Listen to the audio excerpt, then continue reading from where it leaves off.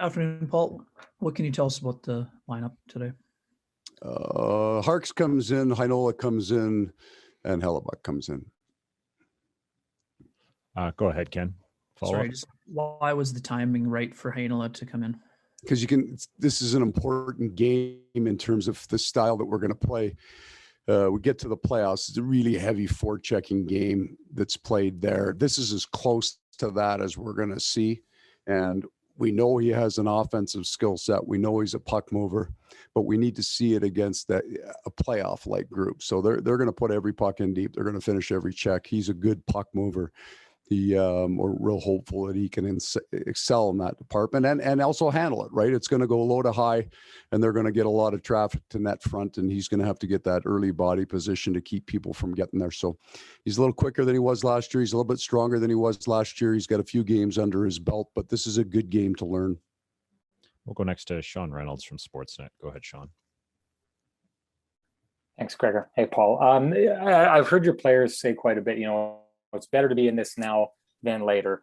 But I also know it was a big theme to be building towards the playoffs. I'm sure with every loss that's piled up here, there's been pressure inflicted, but is there more pressure inflicted by those losses, or is there more pressure as the finish line of the season keeps growing closer and closer here? I think we would look like possibly to one more level on that there's another place our game needs to get to legitimately get in the playoffs and believe that you can win playoff rounds against, we're going to see two elite offensive groups, right? So you can trade with those teams, and in the regular season, that happens an awful lot. Your goaltender stands on his head, you win. You get a few breaks in the offensive zone, you win. And you feel good about that, and there's some good quality hockey being played.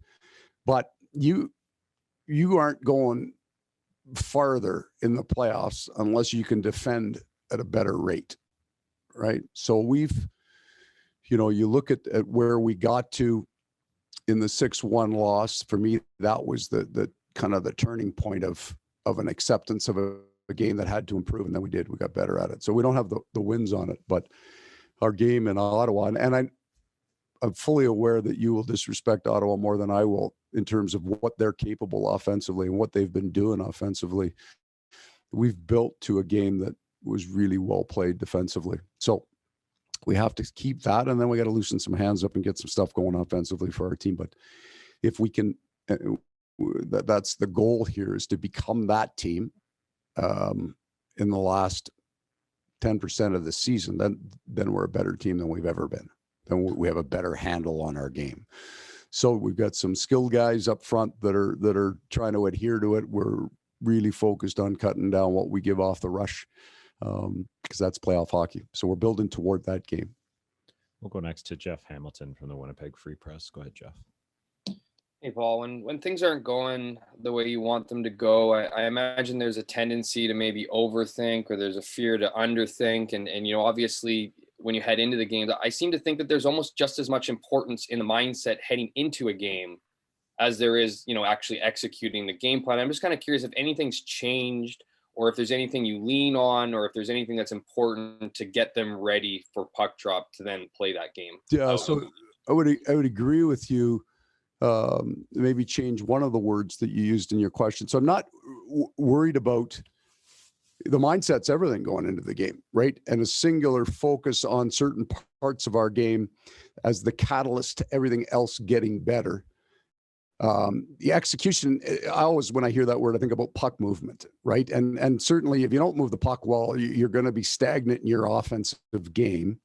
But that for me is not the catalyst. I mean, our transition from offense to defense is really the catalyst in our game. When we're on our game, and that is the playoff game to a T, it's what you leave most nights in terms of off the rush and put yourself, and it goes to everything, right?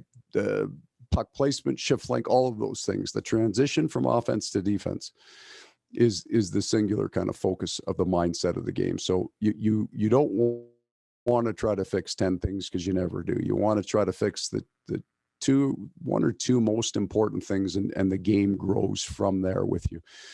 So we clearly get in and give up Well, I think all 6 of those goals against Edmonton were rush goals because we turned a puck over at the offensive line. It came down to D zone coverage, but it never needed to be there.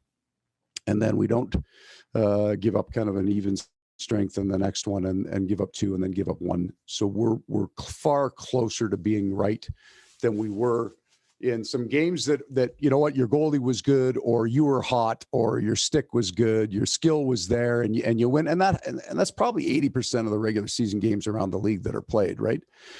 But to have a defined style of game for, you know, we're probably weighted more up front with certainly with Nicky in our lineup with some skilled guys. You get those guys to play that kind of quick transition game to defense, you've got something really good then. We'll go next to Murata Tesh from The Athletic. Thanks, Go ahead, Gregor. Murata. Hi, Paul.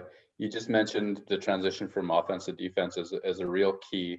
I've heard Mark Scheifele talk about it a lot from camp through the season. And I'm wondering, is that a sign that that's something that you and him are actively working on together as a step for him? I think with Mark, you know, we've moved him around with an awful lot of different people. And he plays the game at a level that the small nuances of the players that he play with matters. And he also carries the weight of our most offensive player. So the balance for him is the key piece, right? If he's going to run against the other team's best, it can't be a trade of chances all the time. And that would be what their team's selling too, right? You've got to be able to cut off some opportunities for a little less risk, for shift length, for all those kind of things. So it's not Mark exclusively. It's truly not. It would be almost all of our kind of young offensive guys making that transition to the maturity level where what you score isn't the most important thing. The final score is, right? The team game kind of thing. And I think everybody goes through it. I think we're a good enough team up front now that we can trade with a lot of teams, but I don't think that that's the game that's played in the playoffs, and we can't be prepared to play that game. We'll go next to Paul Friesen from the Winnipeg Sun. Go ahead, Paul. Hey, Paul, you told us who's coming in, but which 2 skaters come out, and how did you come to those decisions? So Vesalainen comes out up front, and it's almost a rotation in there because we're really, really happy where that young man's got to. And what I told Ves was, you know, when he went in, when I kept him in on back-to-back, I really liked his game in the 3-hole. We're going to see it in the 4-hole. I liked his game there too. But I told him as well, I'd really like Jansen Harkin's game. There wasn't anything in Jansen's game that told me that he should come out. I didn't want Jansen sitting on that one too long. He didn't deserve to come out. Logan, I hadn't loved about 4 of his games earlier. I mean, I liked 99% of that game, right? He has the one play at the end that he's still shaking his head about.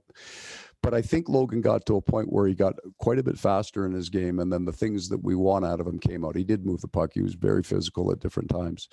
But I had said a while ago, I want to see all these defensemen in here, see what they can do in different styles of game, and maybe put them in games that would test their game a little bit. So Jordy played against the Edmonton and the Toronto game, and I want to see Villy in this one tonight because it's a heavy game. So I want to see them in games that I think they're going to get tested the most.